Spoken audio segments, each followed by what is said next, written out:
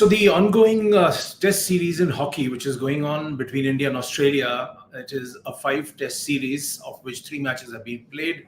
India has lost all three, and the disturbing aspect is it has conceded 11 goals so far.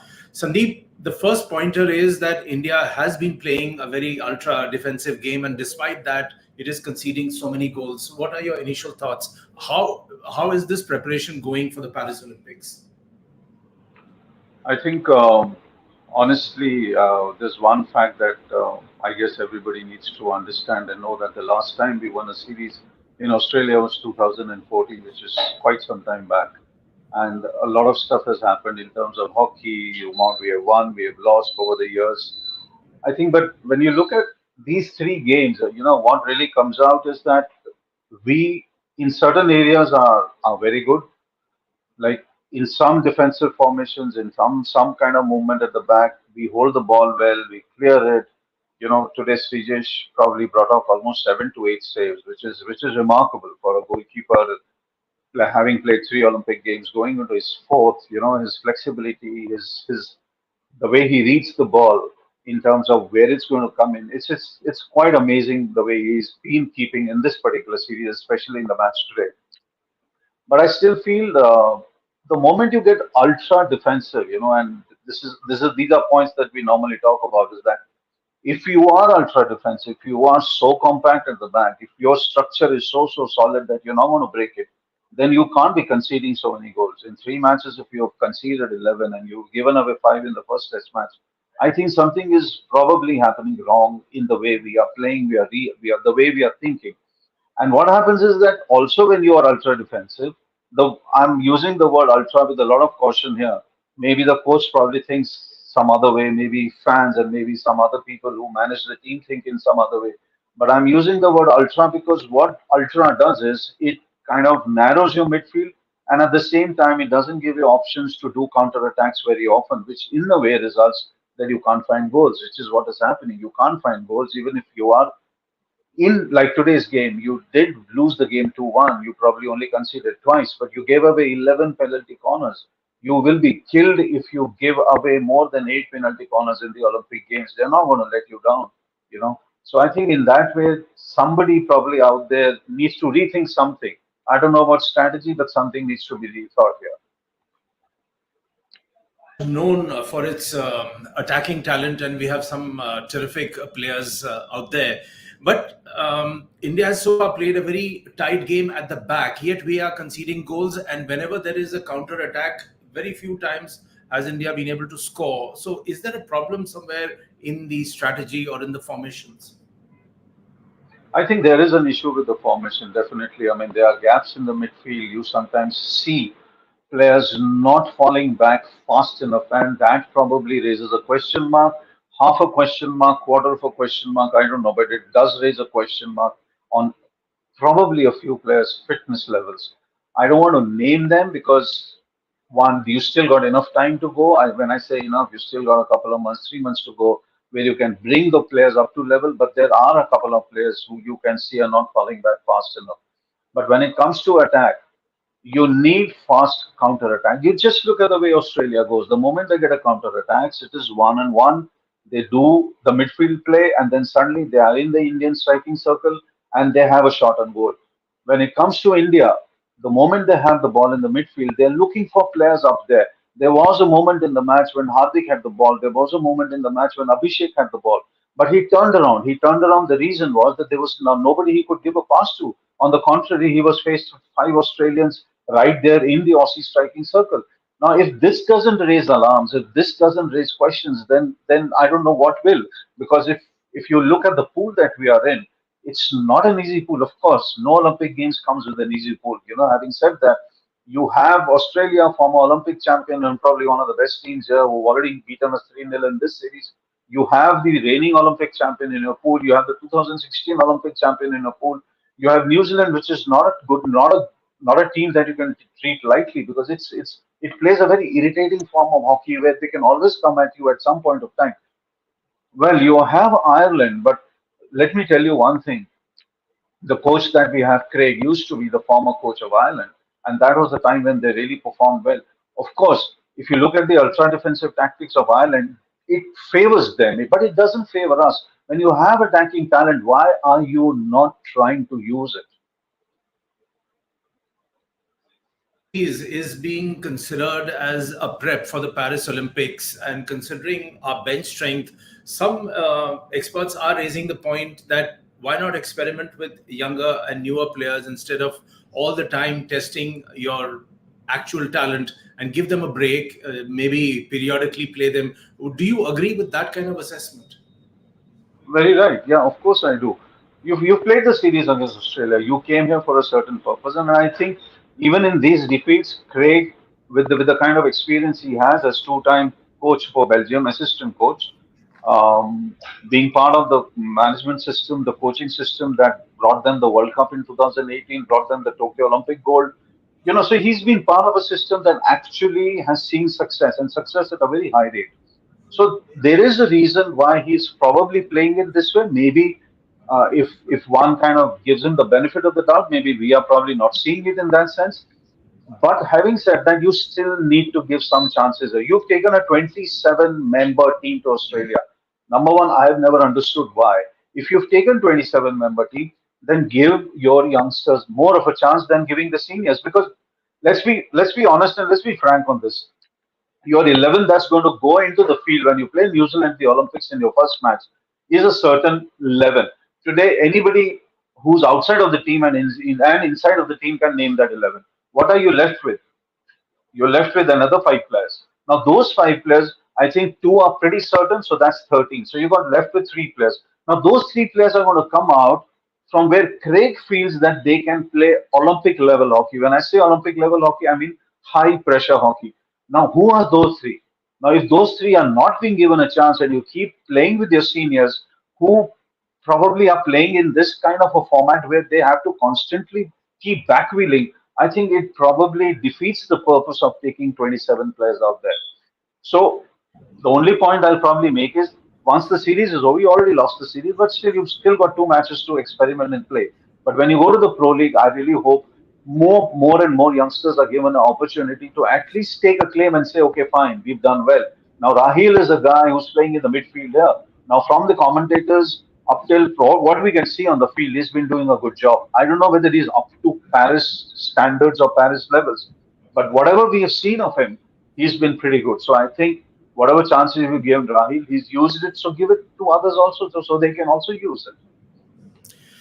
You've been having certain conversations with V. Bhaskaran, the former India captain and coach, and he's quite a legend where the game is concerned. So he was the coach in the 2007 Sydney Olympics that drew with Australia two each.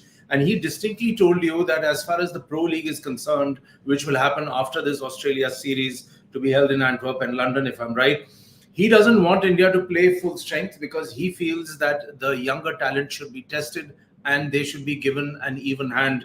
So, two questions here. Do you agree with Bhaskaran on the Pro League concept? And second, what should be India's approach, typical approach, to do well at the Paris Ollie? I think the simple thing is at the end of the day, any big coach, any great coach, you ask him, it's not the scoreline that matters, it's the win that matters. And you win 1-0, you win 6-1, you win 6-0, you win 5-4, you win 5-1. Those 3 points are what that matters. Against Australia, or when Australia plays for them, I'm not saying winning completely matters, but Australia come into the park to play a big game, to win. They are not the kind of team that will always sit at the back and then try and play hockey and then, recover from 2-0, 3-0 down and try and do something which probably draw them the game. I don't think Australia plays that kind. But for Bhaskaran, it is a simple thing. You have attacking forward line, which is 6 to 8 players who are extremely fast, who have pace, and who can counter attack at a very high speed. So why are you not pushing those players up? Why are you not sending in 3 to 4 players up front?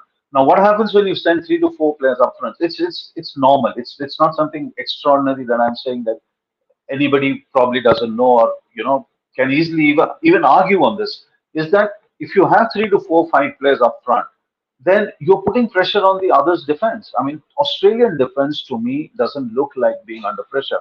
So when they have the ball, when they start coming up into their own half and wanting to move upwards, what happens is there's a gap of almost 20 meters, after which you will see the line of Lalit Upadhyay, you will see Gurjan there.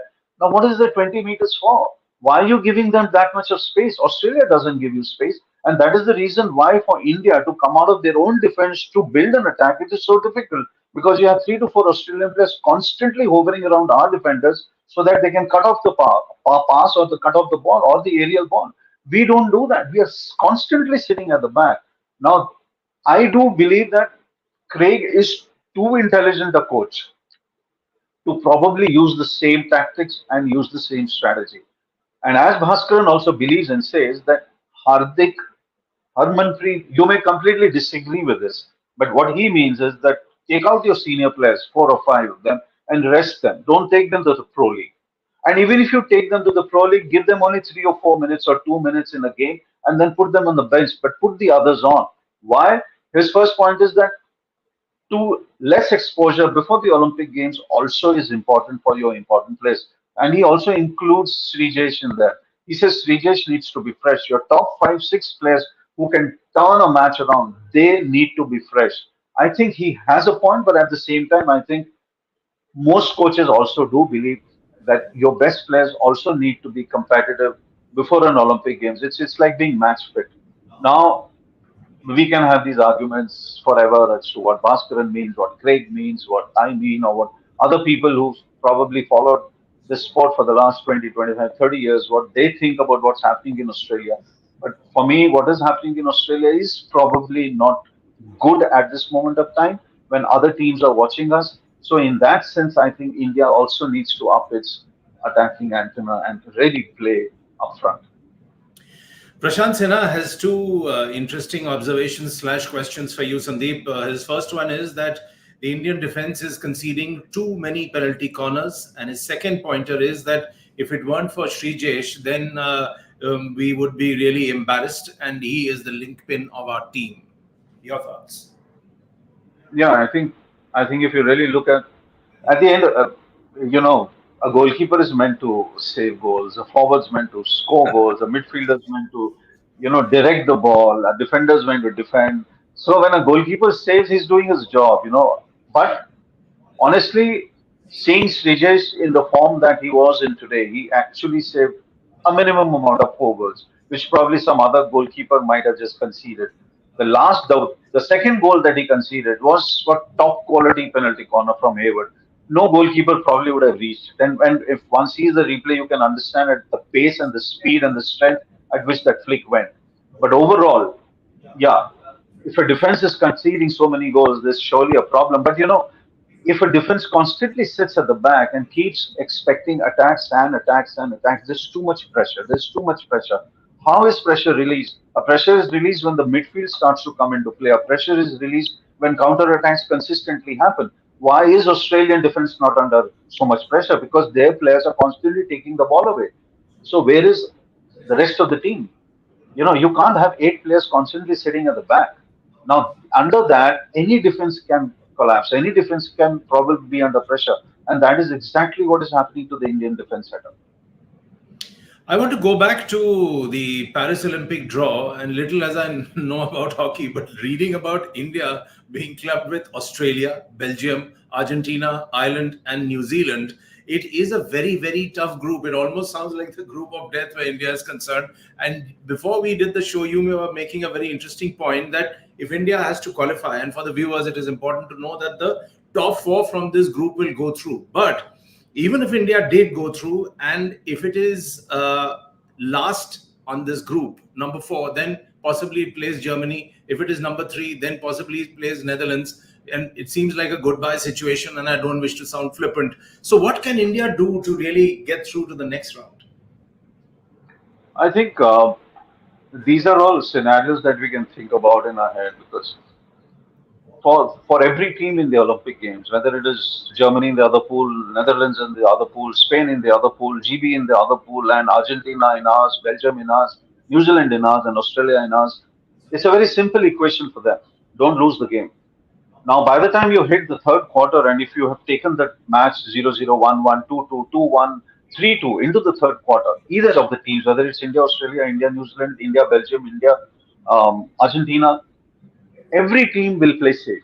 I think what Craig is probably thinking, I can only assume here, what probably Craig is thinking that if I concede less, if I make this defensive unit extremely tight, I can take a match into the fourth quarter.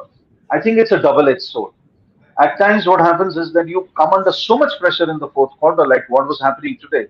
That 0-0 first two quarters, and then suddenly we scored, and then they made it 1-1, and then the fourth quarter pressure. We were constantly under pressure. That is the situation which we don't want, because what happened in Tokyo, if we all remember, we were counter-attacking very well out there. We were counter-attacking and putting the other team under pressure. So they were never thinking that we can push India and relax at the back. We can push India, but we can't relax at the back because India can attack too. Now, India can attack too is the line that is not happening in Australia. And that is the problem area that I see. Either we solve it by, when I say we, I mean the team and Craig and the other people out there, or I really don't see the answers. If this is what we are watching, and if this is what we are going to end up seeing in Paris, then we are slightly in trouble, if not too much in trouble. My last point would be on the role of the coach. Craig Fulton has been praised a lot and he has been pushing the right buttons. But I want, for the benefit of the viewers, also for my benefit, from you, I want to know that in football, a coach plays a very, very strong and hyperactive role, not so much in cricket. But does the same apply to hockey? And how much is obeisance or obeying a coach the key to winning matches? 110%. I mean, you cannot. I'm. I'm just saying it. You can't go against the coach. I mean, if the coach has decided on a certain ploy, a certain strategy, a certain tactical plan, no player can go against it because it doesn't serve the purpose. You are immediately seen within 10 seconds, you know a player is going against the very grain of the game, against the very fluency that a coach would want, whether it is midfield attack, whether it is going all out, or whether it is sitting in defense and trying to absorb pressure. I think it's the player will be found that he's doing something that the bench doesn't want or the management. And I think at that moment of time, because of the rolling substitution, a player is taken off.